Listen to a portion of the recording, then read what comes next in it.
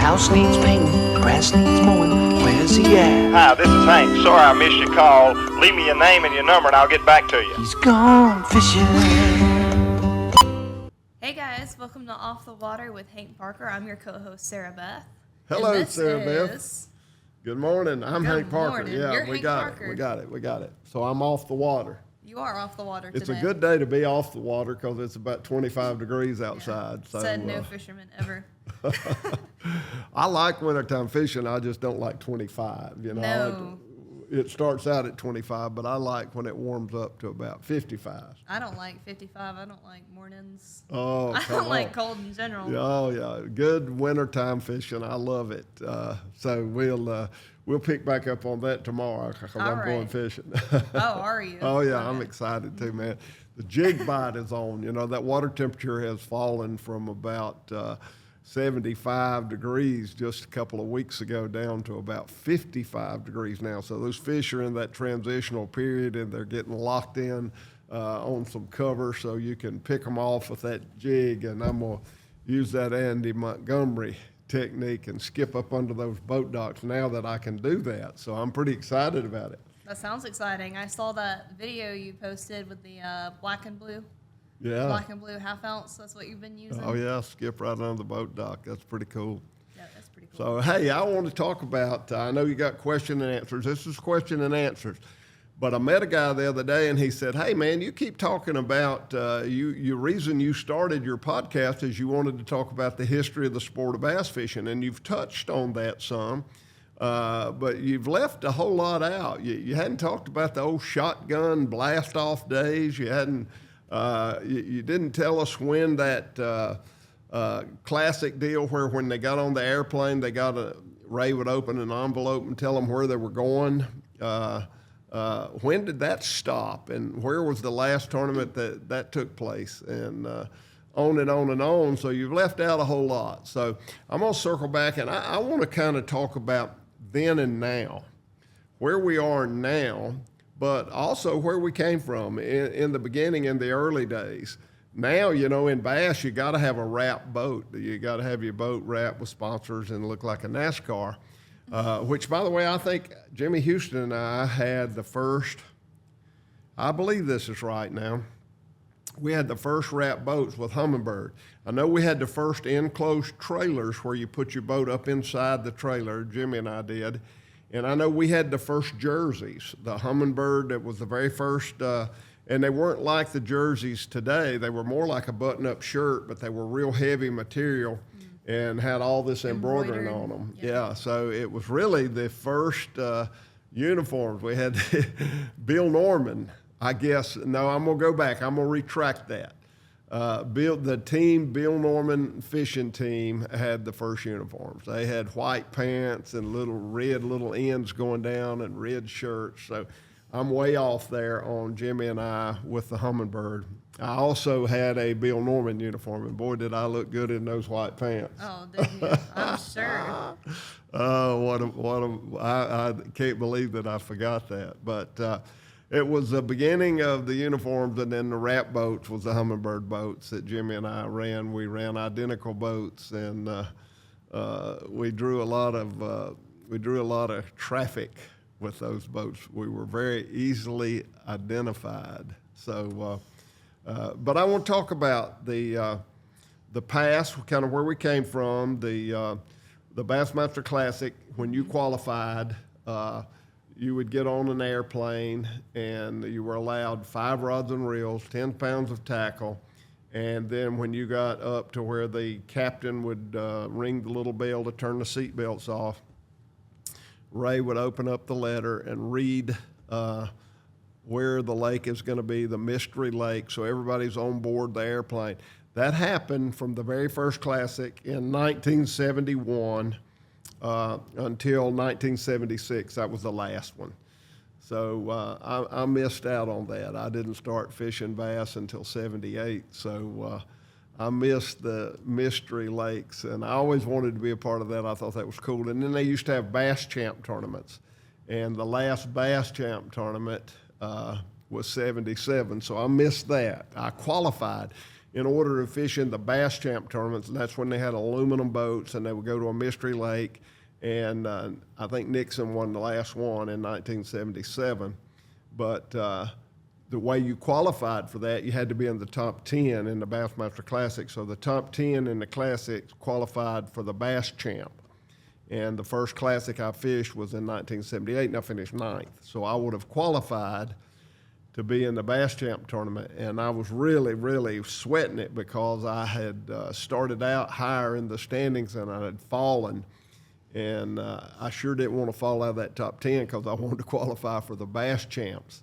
And then after I finished 9th and I asked about it, they said, oh, no, we're not going to have the Bass Champs anymore. So I missed out on that. So that was a couple of events that I wanted to be a part of that I never was. But it's all good. And I wanted to circle back. I've been reading a lot. Bass, Bob Cobb of Bass, the editor, teamed up with Ray at the very first tournament at Beaver Lake in '67. And Bob became the editing chief of Bassmaster, and he's got just a volume book. It's just got history of bass.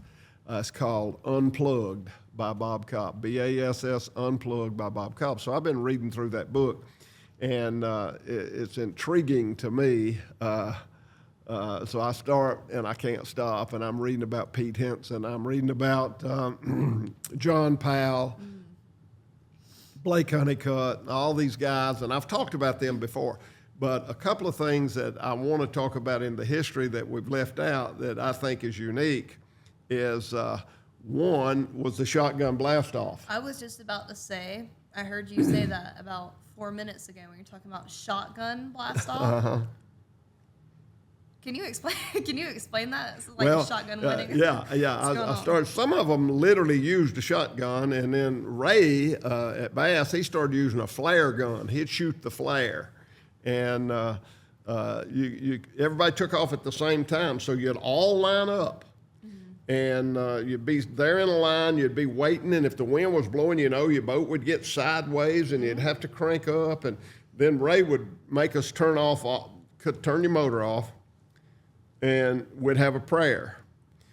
And then, immediately after the prayer, he'd shoot that flare. Mm-hmm. So when you turn your motor off, if you're sitting out there and the wind's blowing, you're sideways, and then the flare goes off, and then there's boats lined up, and man, you all go at one time, and you're in a ocean from all the wakes and the waves, and everybody's coming, and some of the guys would be fast and some of the guys would be slow, and it was absolutely a miracle that no one got killed.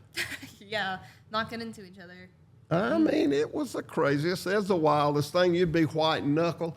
A NASCAR race has nothing to compare to this. This would be like some of the cars having a 4-cylinder engine, and some of them having a V12, some of them out there going 60 miles an hour, and some of them wasn't going but 25 miles an hour, and you had to negotiate that, and you might have a guy beside you that's running the same speed you are, and all of a sudden you both come up on a boat that's running 25 miles an hour slower than you are, and you got to figure out how can I pass them without knocking this guy. And I've actually bumped boats at full throttle going through on a takeoff. I've actually been bumping boats on both sides where you had no way to go.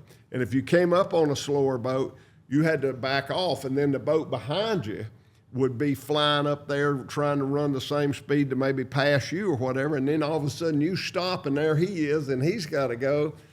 And boats banging off of each other. It was the craziest thing in the world. And that went on. Golly bum, man, that went on for 5 or 6 years in the early days of Bass, where we had a shotgun blast off, and everybody just took off, and at the same time, no flights.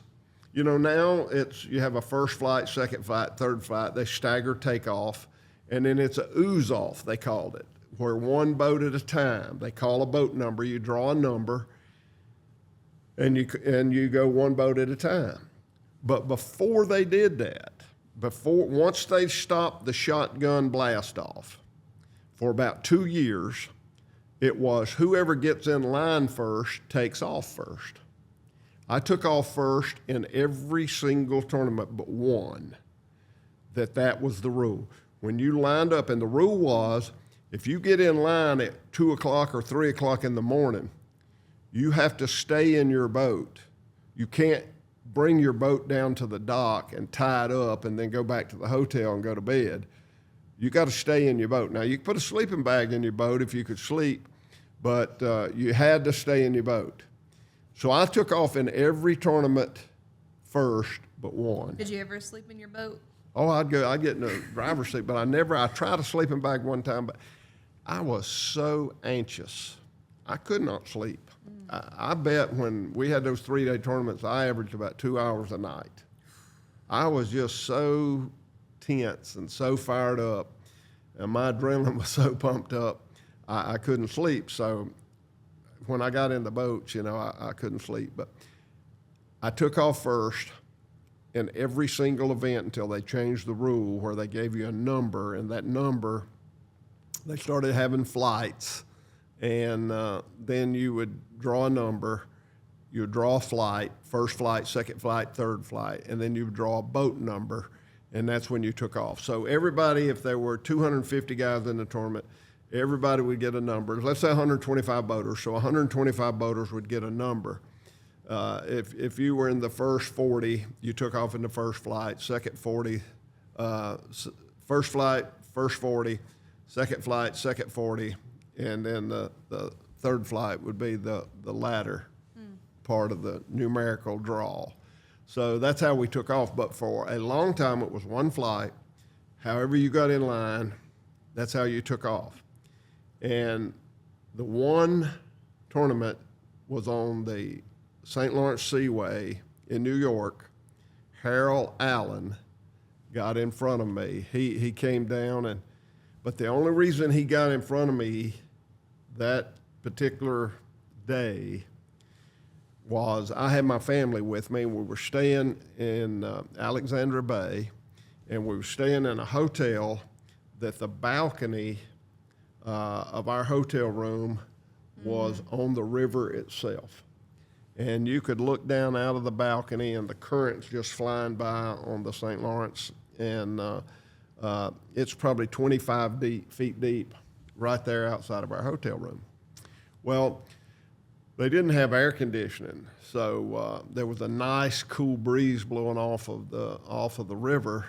So I kept the door open, sliding glass door, and my kid's mom. I had Bill and Ben, my twin boys, and then Hank Jr. was the oldest. I had Hank Jr. And that were the only 3 children we had at the time. And so I think Bill and Ben were 3 years old. And so I kept that sliding glass door open. And so Ben's mom said, Ben sleepwalks. You shouldn't leave that door open. If he were to walk and go out on that balcony and climb up on one of those chairs and get on that balcony and fall off. Look, that's it. Man, he's gone. He'd be gone. Yeah. I thought, well, there ain't no way in the world. Look how that balcony comes up. It's above my waist. So he'd have to climb up on a chair, get off on the rail, and then that ain't no way that's going to happen. I said, man, I'm going to leave that door open. So I got up that morning to go get in line. I set my alarm clock at 2:30. So at 2:30, I was already awake. I didn't even let the alarm go off. I just punched it off, and I got up and started to get ready. And I always kiss the kids, as I leave, and I look, and Ben's gone. Ben is nowhere to be found. So I start looking under the beds. I look in the closets. I look everywhere. Go through the bathroom. Ben is gone. Ben is not in that room. And I am now in a deep panic. And so I go to, maybe he went outside, but then as I start to go outside, there was a chain on the door. Where you put in a hotel room where you put the little chain and you latch it, and it was much taller than he could have reached. So I looked around, there was no chair for him to have pulled up to the door. And had he undone that chain and went outside, he wouldn't have moved the chair back. So there was no way that he'd been outside of that room. So the only thing that could have happened is he climbed up on that balcony and fell off, and he's gone. and I'm in a mess. I'm in the worst mess I've ever been in my life. I'm just, so I go outside, I go downstairs, I run down to where the lake is, and I'm shining a light in the water. And of course, the current, man, he wouldn't be there if he'd have fallen in. He couldn't swim at that time. He was just a little boy. Man, I am sick. I am absolutely sick. So I go and I wake up Ben's mom, and we all get up, and everybody's crying and going, and I'm feeling like the worst guy in the world, and I've lost my son. And I go in the bathroom to get some toilet tissue to blow my nose and wipe my eyes. I'm crying like a baby, and I see that there's sliding glass doors on the bathtub, and the doors are closed, and I see a little white blanket sticking out the corner, and I slide that back, and there's Ben laying in the bathtub. He had gotten hot. Like you didn't hear everybody screaming for No, him. he didn't. He's out at when Ben goes to sleep, you can set a bomb off. But he would get up and sleepwalk. I mean, he'd just get up, and you couldn't even wake him up. He'd be asleep, and you'd be hollering at him. And you'd have to physically catch him and lay him back down. I mean, we'd been going through that for a couple of months before we ever went to New York. So that was the only morning I was late. And so Harold Allen beat me in the lineup there. But I didn't care at that point in time. I didn't care if I ever fished again. Man, I was tore up. But it worked out all right. Ben was fine. But you can bet the next 2 nights I kept that...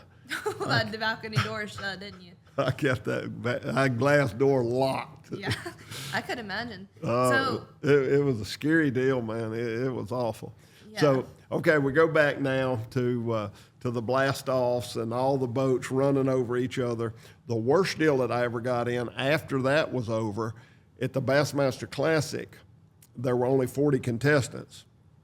So they would divide that up, and there were also 3 flights in the Bassmaster Classic. In 1983 in Cincinnati, Ohio, on the Ohio River, we were fogged in. And so we were waiting on the blastoff. And we were waiting and waiting. Of course, we're anxious. We're wanting to go. And Harold Sharp was the tournament director at that time, and Harold's super duper safe. And so he's waiting on a report from the Coast Guard on whether or not the river is clear for us to take off. And I don't know exactly what happened and how it happened, but I mean, it was the sun burned the fog off, and we're sitting there, and it's as clear as 12 noon on a beautiful clear day, 9:05 or whenever it was. And so Harold said, okay. So then it was back to 40 boats, and so you only had 12 or 15 boats in the first flight. So all 12 of us, or 13, whatever our number was, we would all line up just as in the old days of the shotgun blastoff, and then we'd all take off at the same time, and it'd be a boat race.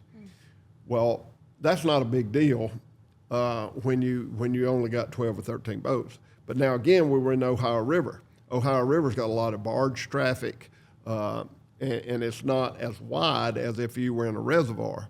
So that made it a little bit hairy with all the boats taking off at the same time because it was a narrow river. And we had barges tied up on both sides because we was in Cincinnati, Ohio, and was basically downtown where we took off. Okay. And so Harold allowed us to take off about 9:05 or whatever time it was. And so we're racing. Everybody's trying to beat the next guy to our fishing hole, and not waste a second. So we're all racing up the river. And I come around the corner, and it is just like you put a blindfold on. It was solid fog. You could see absolutely nothing. And now I got boats behind me. I got boats beside me. Do you stop? I can't see anything. I have no mapping. I have nothing. And so I raise my hand, knowing the guy behind me probably couldn't see me, but I at least raised my hand that I'm stopping. And as I throttle back, I didn't get run over. So I was tickled to death I didn't get hit. And so I just started gravitating to the left, trying to get to a shoreline. Well, I came up against a barge, and I thought that barge was parked And then all of a sudden I realized he's skinning the side of that barge is moving. Had I ran another 150 feet, I could have hit that barge head on because that barge was coming down the river. And man alive, how crazy that was. But that was the scariest single moment that I encountered in a Bassmaster Classic. And that thing was crazy. And we all were faced with that. So a lot of things happened in those old days, and we've learned so much from it. Now we've got Google Earth. Now we've got drones. They'll launch a drone and check to see if the river's foggy. And so a lot of technology has been life-saving. And maps, you know, I talk about all the time. I work with Hummingbird, and probably the most impressive thing, single thing that has been developed by anybody is the mapping system, Lake Master Maps. They actually map those themselves, and they're lifesavers. Well, 100%, that's for safety. I was just thinking when you were talking about the story with the fog, that is a recipe for just death, boating accident, whatever it is, even hitting something, you know.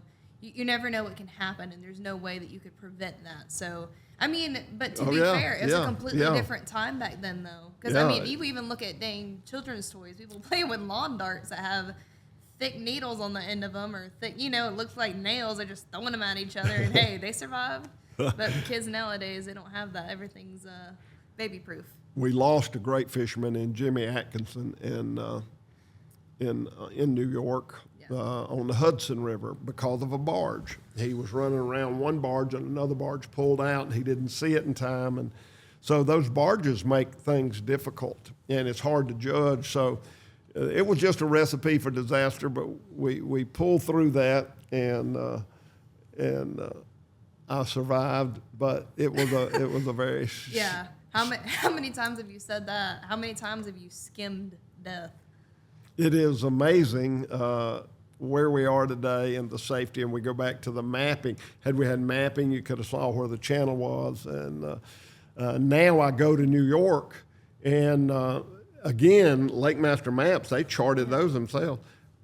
You could not run safely early in the morning or on a cloudy day because you couldn't see the rocks. Water's crystal clear, and you can see a dark spot and know that there's a big rock in front of you, so you can navigate around that.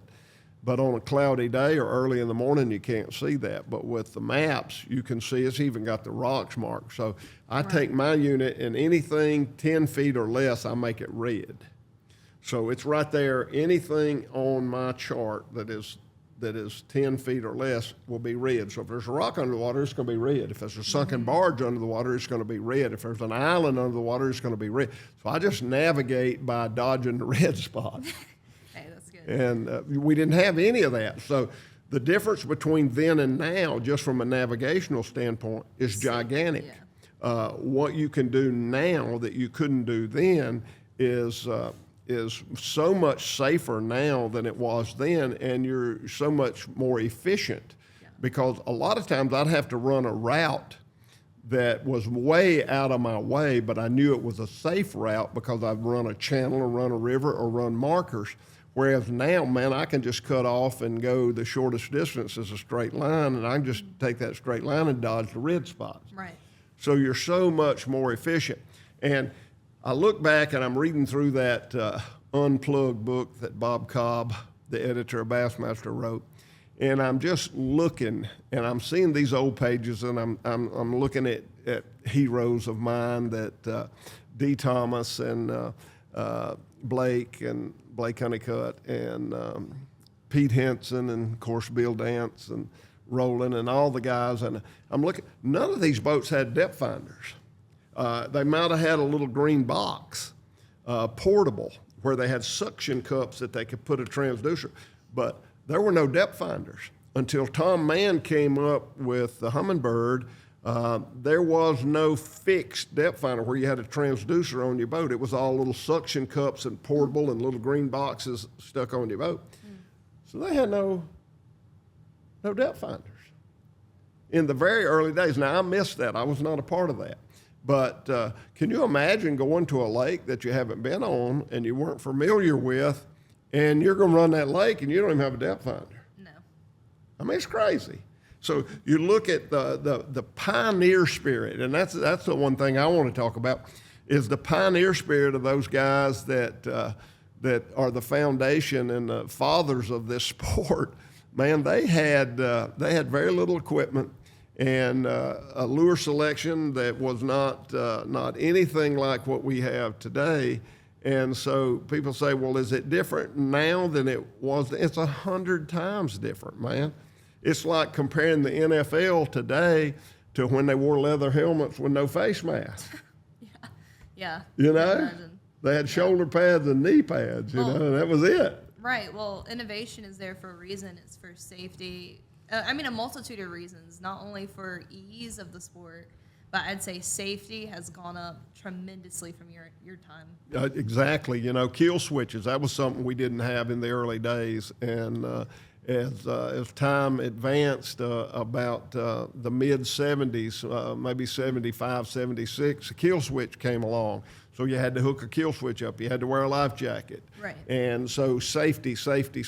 And Ray limited horsepower to 150 horsepower. That was for a long time before that was ever lifted. So he wanted to keep the boats within a safe speed in his evaluation. And I'm not supporting it or opposing it either way. His motive was clean. His motive was, let's keep this sport as safe as we can. And right. I feel like that 150 horsepower limit, I think that's enough motor. I think 50 miles an hour, 55 miles an hour is plenty fast enough. And we're going to hook up kill switch. We're going to wear life jackets. And we're going to be as safe as we can be. We're not going to take off in foggy days. But he did have a rule now. There was a rule: you could not get out of your boat. Couldn't get out of the boat to use the bathroom. You couldn't get out of the boat if it was lightning. And finally they changed that after a while. If you were threatened, you felt like your life was threatened, you could get out of the boat. Yeah. But that was the only excuse or rule that would allow you to get out of the boat if you felt life-threatening. So a lot of changes from then and now. And so I want to get on to some of the hot topics. First of all, there were no depth finders when it all began. And then Tom came up with the idea of making a Heath kit, a waterproof, and that you could put it on and make a bracket and mount it to your boat, and then have a transducer. And called it a hummingbird. And I got to tell this story on Tom. I love Tom. Tom, man, was a brilliant man. He was a game warden that he and Miss Ann, man, his beautiful wife, they started when the plastic worm became such a dominant bait. There were some companies that were making plastic worms, but not a lot.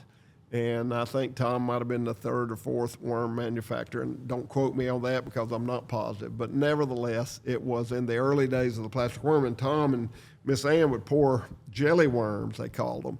And they would make flavors like blueberry and raspberry and strawberry and grape and scuppydine. And they would make all those worms, pour them in the kitchen and bag them up and sell them. It became Man's Bait Company.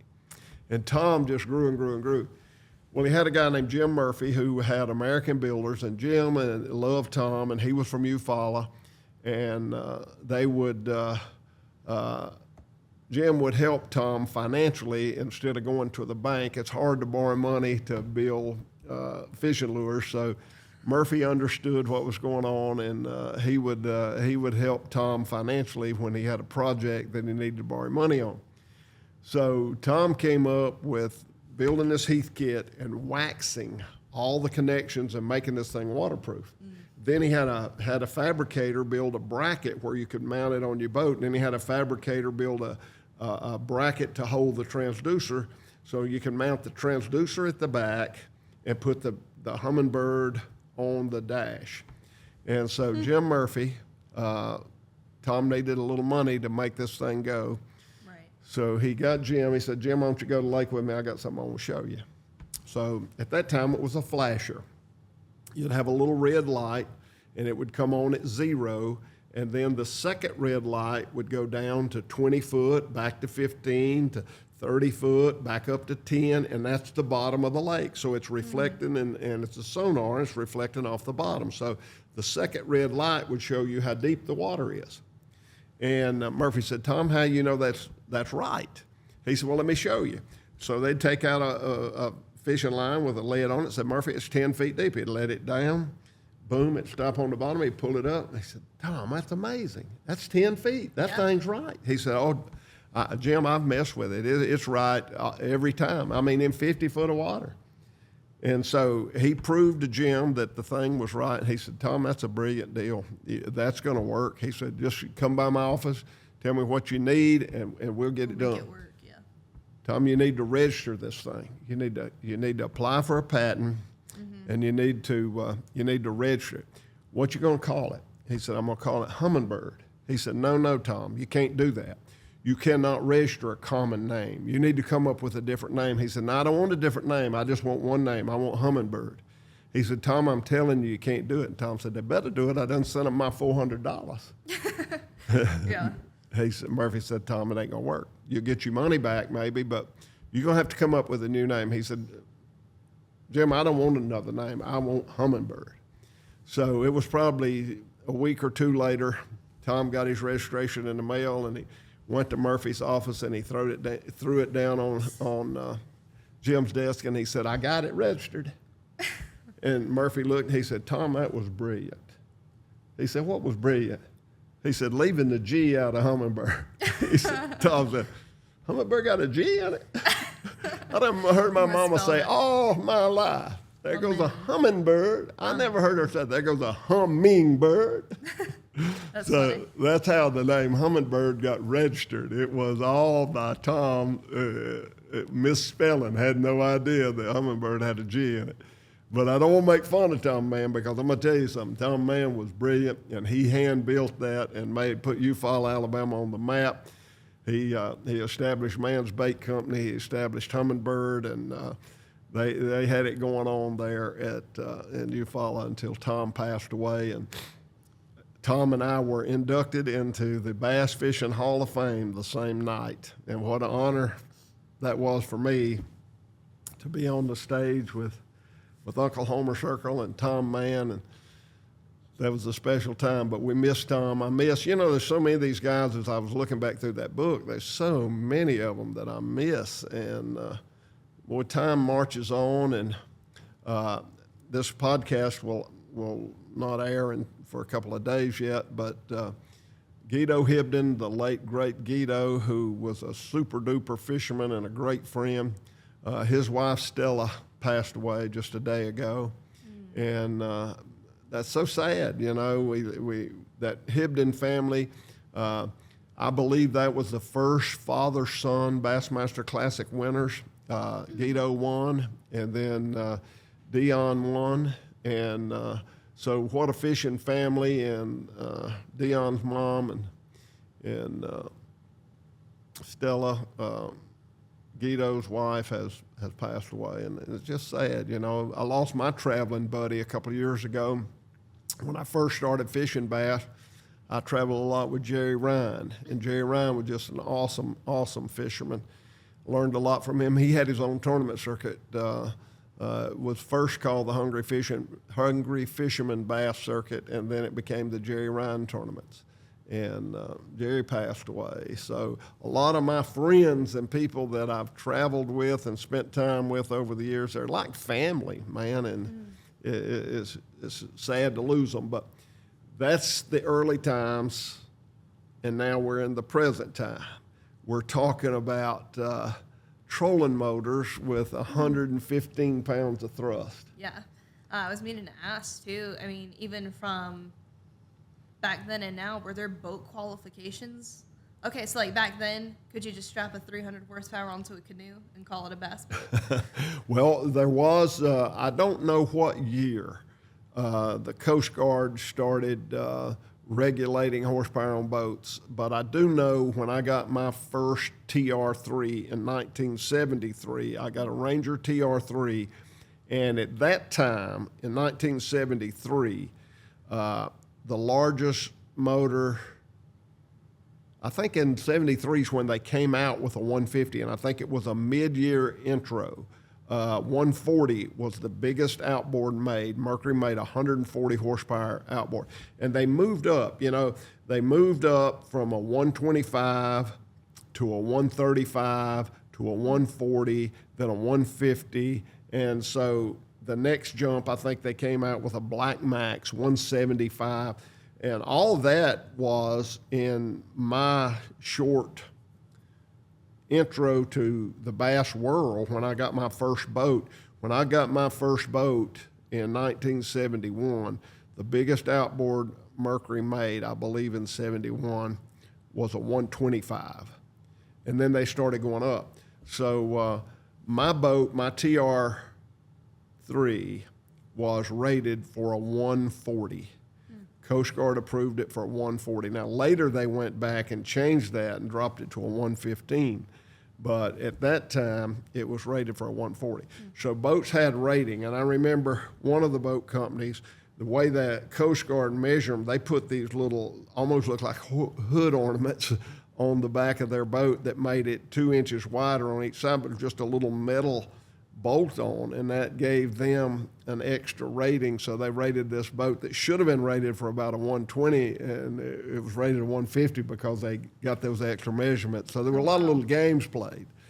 And then a lot of people would change the timing on the outboard to give it more horsepower, and they'd change the jets in the carburetor. Well, Ray ruled against all that finally. He said, no, wait a minute, we're going to stay within the boundaries. If you alter your outboard, and then some of the guys would take a 175 and put a 150 Callan on it. Oh. Right? No.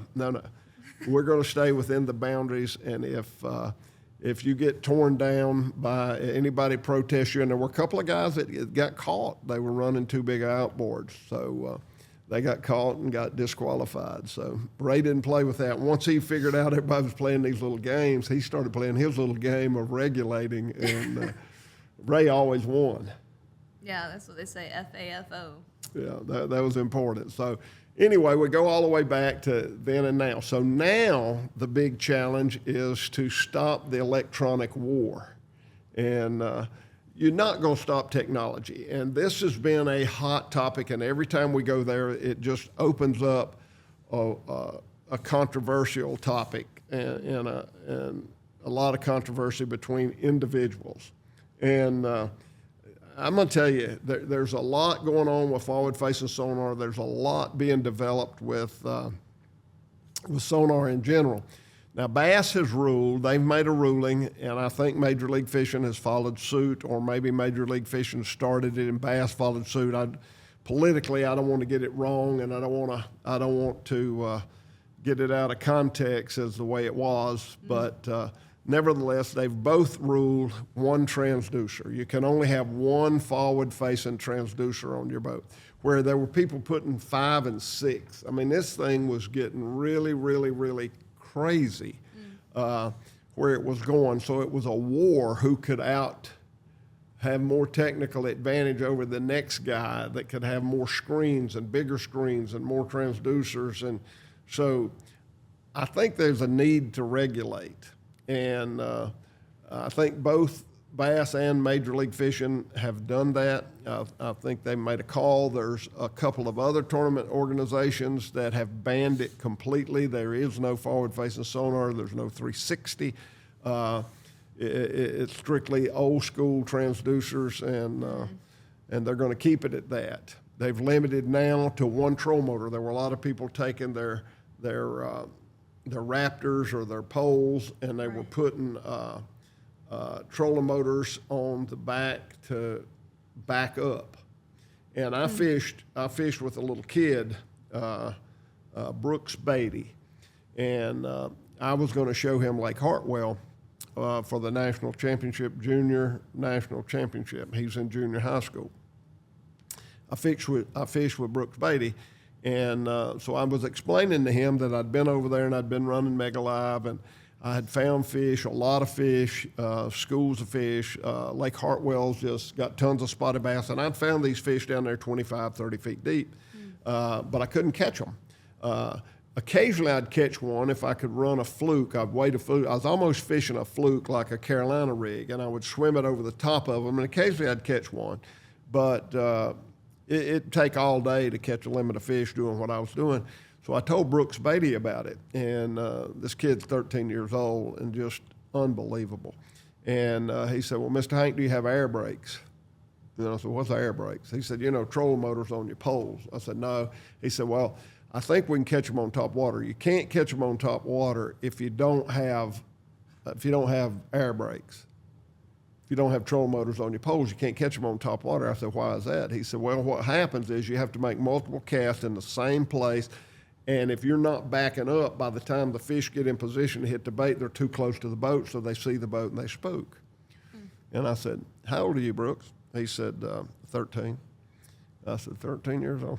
When'd you learn that? He said, I've experienced this before. Now, I'm talking to a 13-year-old kid. And he said, I've experienced this before. And he said, let me tell you what we have to do. You have to throw exactly the same cast. If you throw off to the left or if you throw off to the right, you'll break the school up.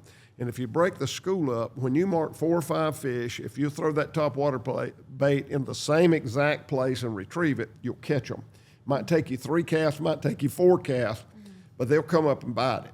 Only if you're backing up, because if you're not backing up, by the time they come up, you're drawing them too close to the boat, so then they see the boat and they spook. Right. So I said, okay, well, let's try that. So I'm skeptical, and I'm being schooled by a 13-year-old kid, and let me tell you something. He's spot on. He is spot on. Now, I didn't have air brakes. I didn't have trolling motors on my poles, so I could not back up.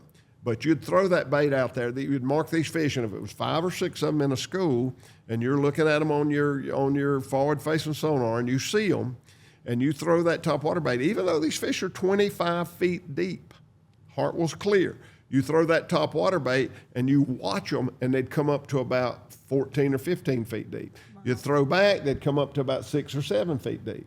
Then that 3rd or 4th cast, boom, they'd bite it. Top. Yeah, but if you weren't backing up, they would have been too close to the boat and they would spook. Yeah. And I tried it later by not backing up because I didn't have what he called air brakes. I couldn't back up. And he's dead right. So people say, well, it's nothing but a video game. These guys have no talent. They have no skill. If it wasn't for that, they couldn't catch them any other way. That's really not true. And I mean, you got to be truthful. You got to be honest. Even if you oppose forward-facing sonar, these guys are unbelievably good.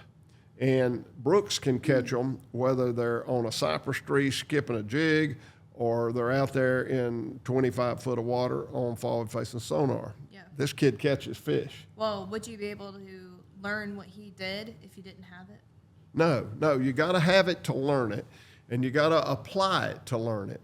And I'll say this, and I may get fired over this, but Hummingbird is a company that I work for.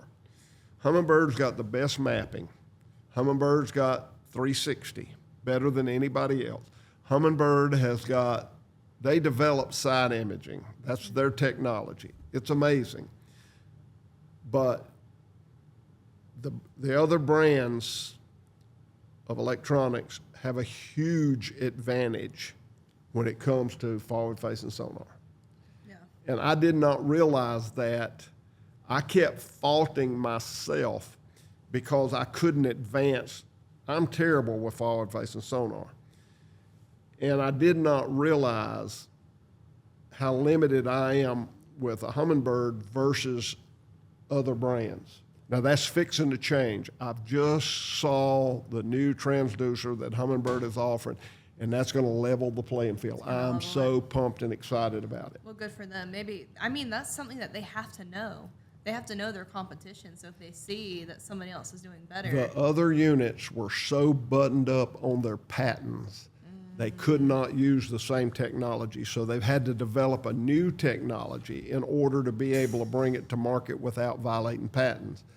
So it's been a super duper challenge for all the engineers. Mark Gibson, who is a great friend of mine, has worked day and night developing, and he would show me. I would go down and meet with him, and he would show me. He said, "But I can't bring this out. I've got a patent issue, and I'm trying to figure this out." Well, just a few months ago, I went down, and he said, "I'm so close." And I talked to him a week and a half ago, and he said, "I got it. I got it." He said, "You're going to be blown away." I said, "Well, get me one. Get me Get one. me one." Get me one." Yeah. But I've been at a huge disadvantage, and you couldn't see your bait with a hummingbird. You need to be able to see your bait at 40 feet. Now, I did okay at first because those fish were not acclimated to that thing, and you could catch them at 10, 12, 15 feet in front of the boat. And forget that now, boy. I tell you, you got to be out there 40, 50 feet.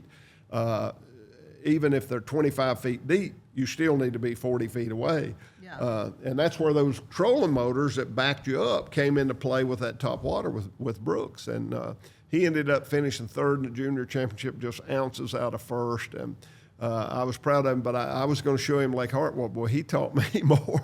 He taught me more than I taught him, I promise you that. Yeah. I got schooled. So I'm going to go fish with him again. I'm going to travel. He's from Halton, Louisiana. I'm going to travel to Halton and hook up with old Brooks, let him teach me some more, man. I can't wait. But That's awesome. then and now, what a world of difference. Yeah. And to say that these guys are not talented fishermen, they just play video games, that's wrong. I mean, I got to be honest. No matter how opposed you are to a method or a technique, you got to be honest through the whole thing. You can't. Right. You can't take away credit where credit's due, and these guys are brilliant on figuring out how to take a little minnow, how to take a little jig, and how to get those fish to bite. I did a show with Wally Marshall the other day, and we were in Arkansas in a strip pit, and we were catching fish, but not like Wally built it up to me. I fished with Wally in Florida, and we were on the St. Johns River, and he blew my mind because we were able to catch big crappie, as he calls them. I call them crappie. He calls them crappie. We were able to catch these big fish in the St. Johns River in July. I mean, it's hot as blazes. How are you going to catch them? Well, we did. And so I thought, well, Wally says something, I believe it. Well, he kept talking about these big crappie in these strip pits in Arkansas. So I hooked up with him and went to Arkansas and fished in the strip pit, and we couldn't get them to bite. I could see them on my Mega Live. But when you drop a jig to them, they just kind of disperse and swim away. It's like you're spooking them. And so this lake that we were fishing, the strip pit, had a lot of good-looking structure for bass, so I started bass fishing. Wally said, "What am I, chopped liver?" I left him in the back of the boat, trying to fend for himself. Man, I was catching some big bass. I was having a ball. So the next day, Wally said, I said, "Wally, I want to go to a different pit. I think we're going to catch these crappie. We're out here to make a crappie show, and I want to catch some of these big ones like you're talking about, 2.5 pounders and maybe a 3 pounder. I've never caught one. I want to do that, but I think we need to go to a different pit." He said, "No, I don't. Let me tell you what I think. I think if you'll put those bass rods and reels up and quit concentrating on catching a bass, and put those spinnerbaits and jigs in the rod box, and we'll take my 12-foot rods." And he said, "I believe that when we see these fish on the Mega Live, I believe if we can take that 12-foot rod and put that jig in front of them, never let it go below them and never get it on their level, just hold it above them and jig it, I think we can get these fish to bite." And I said, "Well, that'll be interesting. Okay, we'll go back to that same pit. I want to see that." We did. We went to that pit, we'd mark those fish, and we'd take that jig and we'd put it right on top of them. Never let it get to their level. Keep it above them, and just jig it, and we hammered them. I mean, some of the biggest crappie I've ever caught in my life. I know Wally's caught bigger, but I was very, very, very impressed. He figured that out. Now, that's not easy. I would have went to a different pit because this pit was real shallow. I figured we needed to be in a deeper pit, but Wally stuck it out, and he was smart enough to realize with Mega Live, If you take that jig and put it over their head, much like Brooks figured out the same thing on Lake Hartwell. We can get these fish to come up after it, but we can't get down on their level. They spook. Right. Why? I'm not sure. I've got a couple of theories, but to be honest, that's a all-day topic. Yeah. But they spooked. But if you put it above them, they would come up and get it. But don't let it get on their level. So maybe it just looks more intriguing to them. So our crappie, are they? What is their form of like attacking their prey? Are they kind of like bass in the way that they attack their prey, or so they're ambush predators? The crappie school a lot. Okay. There'll be a big school, and they'll ambush. They'll surround a school of shad or minnows, and they'll kind of ambush them, where bass will get in a place and strategically hide themselves behind a stump or a brush pile or a piling, a boat dock or whatever, and they'll get an ambush point. They play big time off the current, and when that bait fish is kind of washed by them, they'll make their attack kind of like a snake striking. Yeah. That's more of a bass's approach. A crappie will be a big school, and they'll just kind of hem that bait up in amongst them, and they'll ambush them. So there's a little bit of difference. Not that crappie don't do sometimes like a bass and use an ambush point, but these fish were just out in the open, right off of a brush pile or right off of a cypress tree, and you could see them just plain as day. And every once in a while you'd see them streak on your Mega Live, which tells you they were moving, chasing something. Right. But when you put that bait on their level, they spooked. Every time we'd cast that jig the day before we caught them, every time we cast that jig through them and wind it, you could see them just like a covey of quail. They just flush and they wouldn't bite. And then you'd go back the next day and we'd take that 12-foot rod, and Wally figured this out on his own, and you hold that over the top of those bait, over those fish, and just hold it and be patient. And you'd shake it and jig it and jig it and jig it, and you'd watch it. And all of a sudden you'd see one come up and get it. And That's interesting. It is interesting. And it's brilliant. That's smart. That's fishing. And so to say that using forward-facing electronics takes away all fishing ability, it's just a video game, is not completely true. Yeah, it can be an improvement as well if you dial it in. It's just a new skill. I think people look at it as it's ruining the sport instead of adapting their mind to it's an addition to the sport. It's a new skill set that's been unlocked. Yeah, and I like that. And we go back and we talk about then and now. Yeah. In the old days, when that first tournament in 1967 was held on Beaver Lake, 90% of the bass fishermen around the world, they caught them on topwater. Topwater was the deal. And then all of a sudden, when bass tournaments started, they're catching on plastic worms.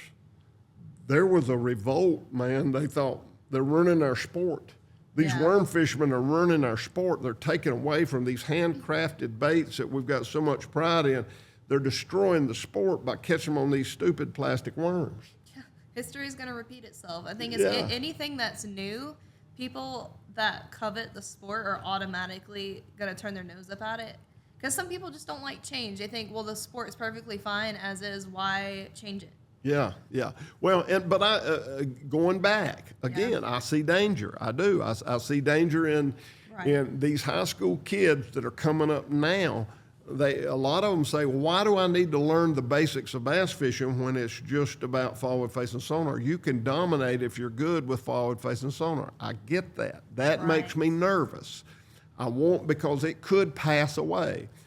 I want people to learn, all these high school kids, and I'm so passionate about high school fishing, it is our future, and we've got to concentrate on making sure that these kids are well equipped, they understand fishing, and they're grounded in the fundamentals of bass fishing. Right.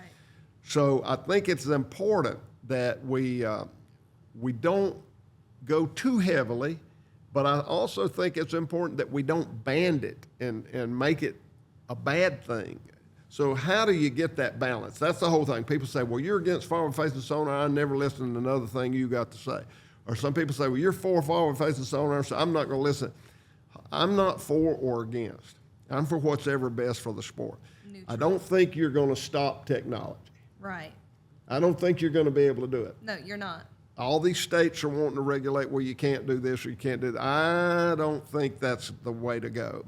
I don't think we need more and more and more government regulations. I think If they're over harvesting a lake, you're going to have to regulate it by creel. Say, Yeah. okay, they're taking too many fish out, so we're going to go from 25 crappie down to 10, Yeah. 5, 2, whatever it takes. I don't think you can regulate the method that people use to catch these fish.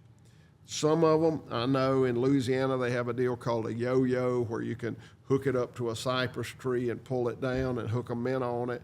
And if a fish bites it, it sets the hook because it sets the yo-yo off and it jerks. And that's limited and outlawed in most states. I get it.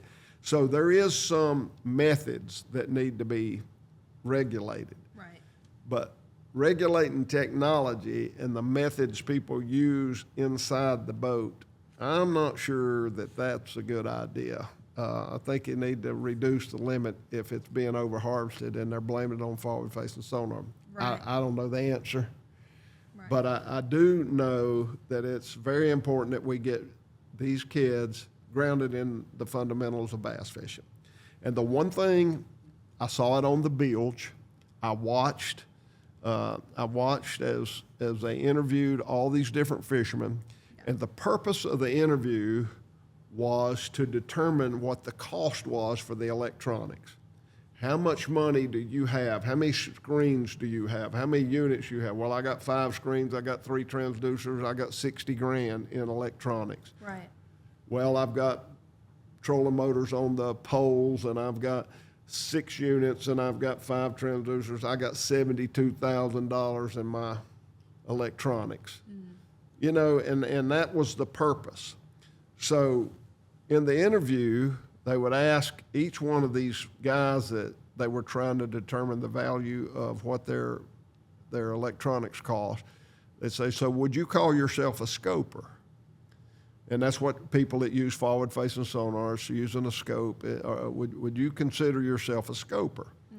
And every single one, without exception, that I watched, now I may not have seen them all, but I saw 6 or 7 guys.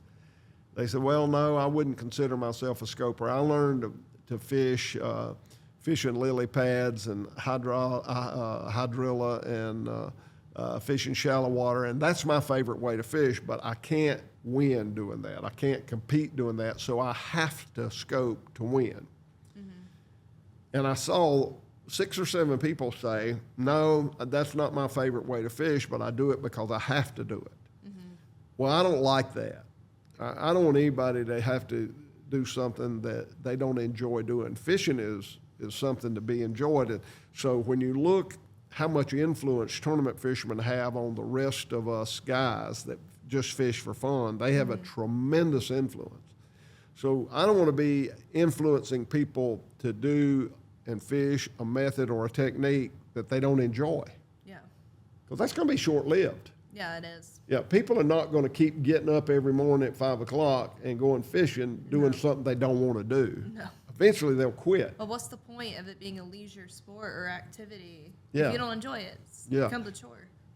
So I think there's got to be a give and take, and I've said this before, I think somebody a lot smarter than I am that has to figure it out. But I just want to clean it up. Then and now, this is where we came from, this was the challenges that we had, and here's where we are now, and we've got new challenges, a whole new set of challenges that we got to deal with. But it'll all work itself out, and the whole thing is, fishermen can't turn against fishermen because we have a different viewpoint or different position. Right. You have a common interest. It's what's best for the sport. I think anglers are going to come together, and regardless of what's going to happen in the future, it's still going to be in the best opposition for the sport. Yeah, Hopefully. you know, I had Randy the garment guru, and he was very gracious to come on my podcast. And let me tell you, he was a super guy. He and I really clashed. He said some ugly things about me, and I reached out to him, and he apologized and said, you know, he should have never done that. I want to hook up. So, Randy, if you're watching this podcast, call me. I want to come out and go fishing with you. Yeah. I want to spend a day in the boat, and I want to bring television cameras. I want to spend a day in the boat, and I want to talk about different philosophies. And I want you to show me what you know how to do, and I'll show you what we know, what I know how to do, and collectively we can talk about what is better for the sport. But I love Randy's passion, and that's where most of these guys come in that differ so much. They got such a passion for what they do. It turns into controversy because they don't want it taken away from them, and I get that. Yeah. And then you got the old schoolers like me that have all this history they don't want to see erased. Yeah. I get that too. Right. So somewhere all this has to be worked out. You know, when you go to a tournament like took place at Lake Fork last year, that like the top 10 all scoping all caught 100 pounds of bass, and if you weren't scoping, you weren't in the competition, man. You might as well sit on the bank. So that stirred up a lot in this sport, and it got me fired up. I'm thinking, golly, bum, where is this going? And so I probably overreacted at the time. And then when you start attacking it, then it turns personal. I don't want it to be personal, so I want to get it out in the open, and let's figure out the challenges from the old days to the challenge of the new days. Right. And it's a lot different sport, man. It's a lot. Definitely is, for sure. You had so many people in the old days that were working to help build the sport, and you've got guys today that are complaining, and there's so much negativity that it hurts the sport. But in their defense, it's different today. Most of the guys in the old days, they had jobs. They had an income, and they did this bass fishing tournament stuff on the side. Right. It's a hobby. Yeah. Well, it was a semi-commitment. Yeah. Okay. These guys today that are complaining and causing a little bit of groundswell of negativity, man, they're fighting for their life. They have taken the nesty plunge, man. They've gone out on a limb and borrowed money, and it's their business. So it's a lot different. It's a lot more pressure. So I get that part too. These guys are literally fighting for their family's income and their life. So it's a different time. It's a complete different set of circumstances, and it's a lot different now than it was then. And I think that as the sport progresses, there are going to be new challenges and also new opportunities. I mean, there are a lot of guys making a good living today that when this whole thing first started, nobody wanted to support a bass fisherman. I mean, nobody thought that these tournament guys had influence in the marketplace. They used outdoor riders. And now it's common knowledge that these guys can help you sell products. General Tires is a sponsor of Major League Fishing, or so a lot of non-endemic companies. In my lifetime, in 40 years of television, I've had 25 different non-endemic sponsors. I've had lawnmower companies, I've had tire companies, I've had cooler companies, I've had all these different people that had nothing to do with a fishing lure or an outboard or a trolling motor. They had nothing to do with that. It's a separate marketplace, and they would jump on it because bass fishermen had an influence on their particular product, a set of tires. Right. You know, I used to work for Kelly Tires, and I said, you got to love fishermen more than you do any other customer. He said, why is that? I said, well, when I buy tires, I got a tandem trailer, I buy 8. Yeah. Instead of just 4. Yeah. Double.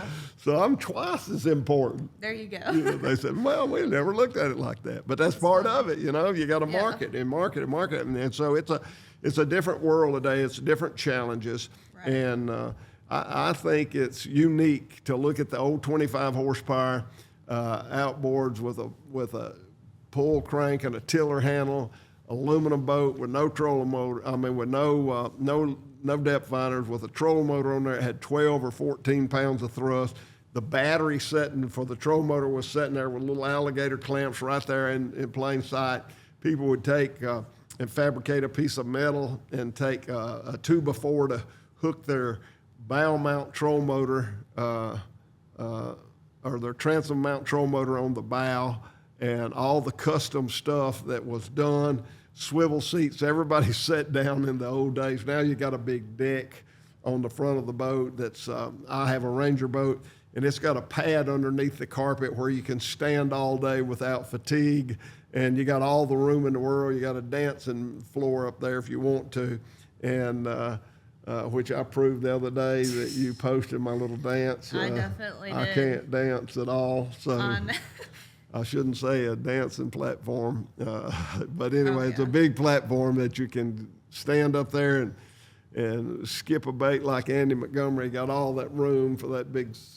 I'm using a 6/8 rod now, and it's making a big difference for me. But you got all that room, and it's just so different. Before, you didn't even have raised platforms. You're down in a hole, and you're sitting in a seat, and you didn't have but maybe 50 lures to choose from, period. And now you got 10 million. So it's a whole different world today than it was then, but it's all progressed and it's all good. And it makes fishing a whole lot of fun and a challenge. And I'm going to say, for the record's sake, I love fishing with forward-facing sonar. For me, it's such a challenge because obviously I'm not good at it. And I get it, and I can see it, and I can figure how it's going to be a huge, huge advantage in certain circumstances. But I am watching now. I'm watching a lot of these young guys that are called scopers winning tournaments without scoping. So I think scoping has probably changed about 50% in the last year with the fish getting acclimated to the pressure of people scoping. Before, like I said, when I first started using mine, I could see my bait at 20 feet in front of my boat, and I could catch fish doing that. I cannot do that now. 20 feet, they leave the boat. They know what's up. I remember when the lunker lure first came out. Bill Harkins, Guy Aker came back from Wren Lake and gave me a lunker lure. And I thought, man, I'm going to catch every fish in the lake. You go to a farm pond, I guarantee you catch every fish in the pond. Right. But then you go back a week later, you catch half as many as you did the first time. Because they're learning. They're adapting. Exactly. They said, I know what that is. I'm not biting that. You make about 5 trips, and you'd be lucky to get a bite. Yeah. They get acclimated. They are getting acclimated to this scoping deal. They know what's going on. They know that trolling motor. They know that boat splashing out there in the open water. They know that sonar pinging. They know this. They know the deal, man. And they're getting. So I don't know how long it'll last. I don't know how much bigger it's going to get. But it has played a big role up to this point. But I guarantee you there'll be a next big thing come our way. There'll be something completely different. And it will be another challenge to whether or not we're going to be able to adapt and get through it. So we need to keep positive. We need to keep growing the sport. We need to work together to do whatever is best for the sport. And I've said that till it's a broken record, but some people never, ever seem to get it right. I will still get hate mail after this. Probably. I will. People say, I can't believe, look at me, guys. I just want what's best for the sport. Now, how are you going to find fault with that? And I love to fish with it myself. And people that use it are talented. Right. So let's be honest. There's always going to be somebody mad over something. There's going to be somebody mad that your shoes aren't tied in a video. I mean, you can't align with everybody's beliefs and opinions and values. I mean, everybody is different, but you shouldn't ever throw hate towards somebody because they have a different point of view than you do. Well, and that is so well said, and that's where we are today. I'm going to tell you, this election that just took place, we got a new president in Donald Trump. Some people are so elated and happy by it. Some people are so angry and frustrated. Some people are threatening to leave the country. And I mean, it's just a mess. I think now that what we're faced with, we need to put our differences aside and all work together to make our country better, not worry about what's going on from a political standpoint on a party basis. Let's just look what is best for our country. And how can we quit fighting and arguing and hating each other? I mean, hate. We got to get rid of all that, and we got to come together to try to build our country. You know, the Bible talks about divided you fall and united you stand. And you can't come together, and a house divided is going to fall. And a country divided is eventually going to fall. And we need to come together. And so I'm trying to do that in our sport. A sport divided is going to suffer. We're not going to be nearly as powerful and as good as we could be if we could all figure out a way to sympathize and compromise and understand one another. Right.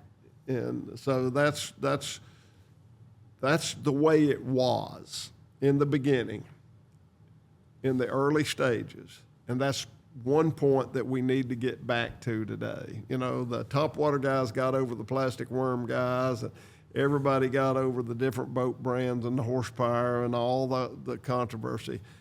Now the difference is today, everybody's got a cell phone and a platform, and they can, before they ever think about what they're spewing out, how long-term that could be, they just get frustrated. They have their own way of communicating, and so boom, they post something negative, and all of a sudden it's out there, and here this guy's going to shoot back because he can't stand the fact that the point was scored on his opposing his viewpoint. So he's going to strike back, and he's going to step over the line and be critical personally to this answer or this fiery text or email or post, and then so it just grows and grows and grows, and all of a sudden we find ourselves in controversy. But we don't want to do that. We want to talk about good things. We want to talk about growing the sport. We want to talk about taking advantage of technical advancements, how much that map has made things safer,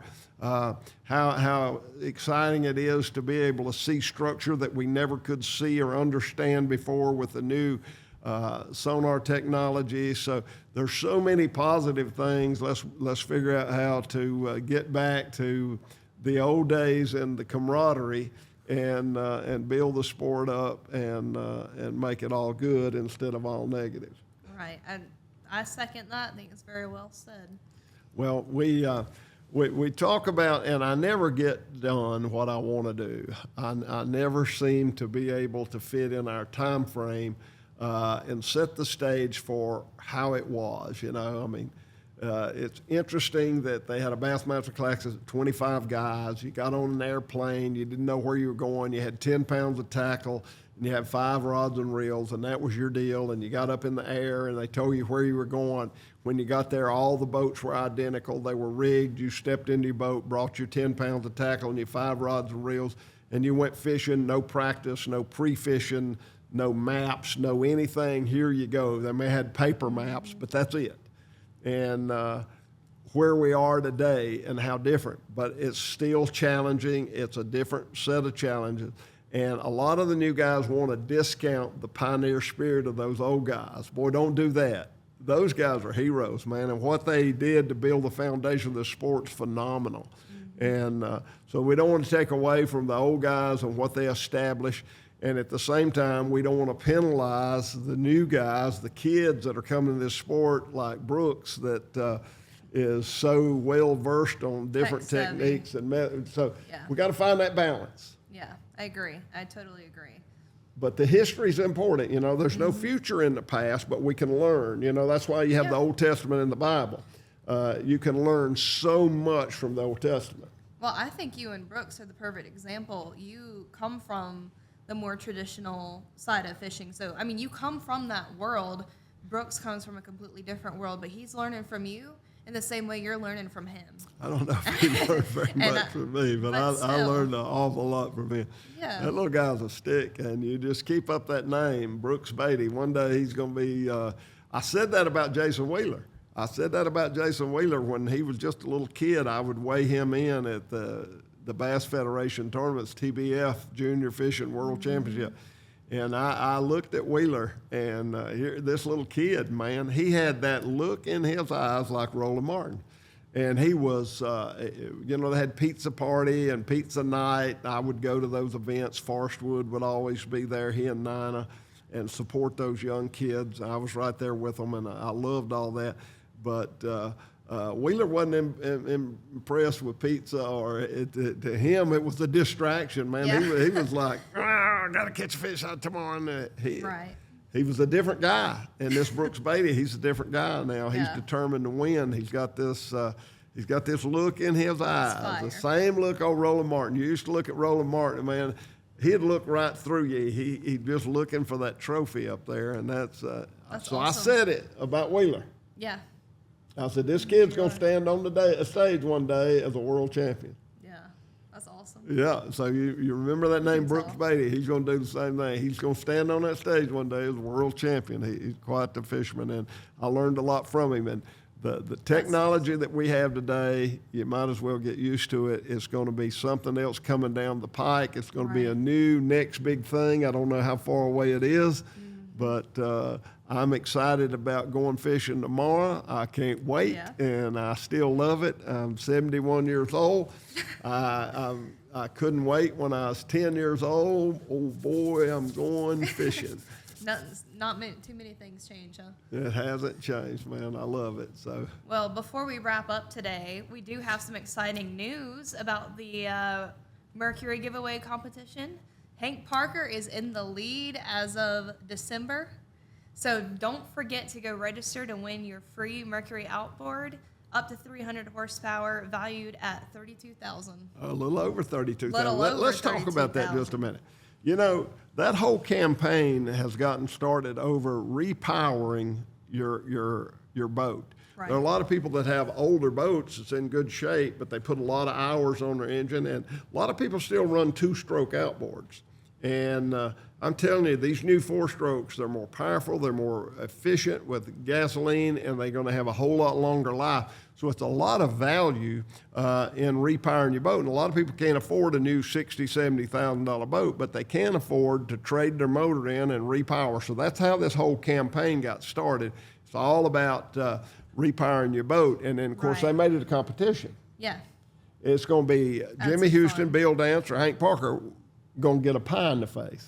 And I just learned yesterday after talking to some and looking at some of the rules, the two losers are going to get a pie in the face. The two losers. Yeah. Woo. So right now I'm leading it, man. So I'm the pie-er, and Jimmy and Bill are the pies. Oh, great. I love that. Yeah, I hope I'm it stays sure that you way. So the way you can win this outboard is you go under my website, and we'll give you a link. You just click on that link. Link will be in the description of the podcast below. And you can also find the link on our website, hankparker.com. Yeah, and so you can register to win, and that is a vote for me when you use that link, Hank Parker's link. Right. So please vote for me. I need that. I do not want to stand in front of 40, 50,000 people and get a pie in my face. He can't get pie in his mustache. That would be a bad deal, wouldn't it? Yeah, it would be. I can't wait to get pie in that Jimmy Houston hairdo. Oh, no. Boy, he ain't going to be giggling then, you know what? You think they're keeping their sunglasses on? He'll definitely keep his sunglasses on. There's no doubt about that. He and Bill both will do that.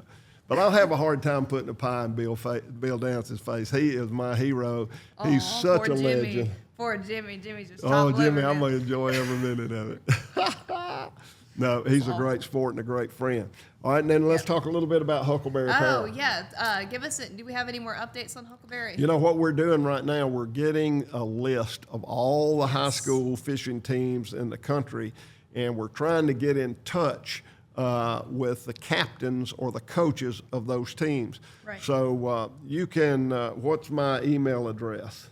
How can people text me or email me the information to contact these school captains or coaches? All right, you can email at support@hankparkersbaitshop.com. You can also go to Hank Parker's website, and there is a contact form at the bottom, and we'll be able to see like any inquiries you may have there. So if you're a high school fisherman, let us have your coach's name and number, and we'll call him. If you're a high school coach, just give us your name and your number, and we'll reach out to you. What we need to do to get this program running and going and effective, and because of all the cost that's involved in the infrastructure, we need to get about 600 or 700 teams signed up. We're short of that at the moment, so we're recruiting as hard as we can, and we would love to have schools all over the country. We don't want just schools from the southeast. We don't want schools just from the north or just from the south or just from the east or west. We want to have a diverse geographical base that we can work off of to make this program effective and to grow. We've talked with the Bass Federation, not sure exactly where that's going. The TBF, Robert Cartledge, awesome guy. tried to explain to him what we're doing, and hopefully we can get all this lined up. It's been a much more difficult process than I ever dreamt it would be. It's complicated to be able to do all the credit card fulfillment and have all the people in place. We've got the warehousing in place. We've got the product in place. We've got the catalog in place. We just don't have enough teams at this stage of the game because we've not been able to reach out to the coaches. Right.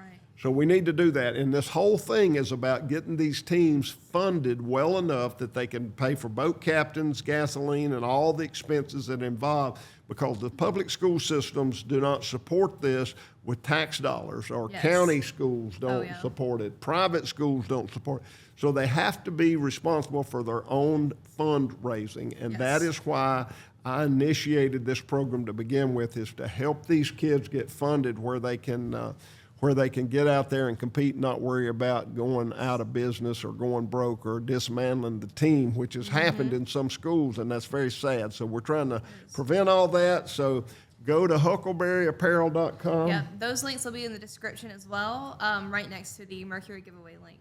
So Well, man, we got it I'll be going down on. there. I appreciate you listening or watching our podcast. SaraBeth and I are enjoying this.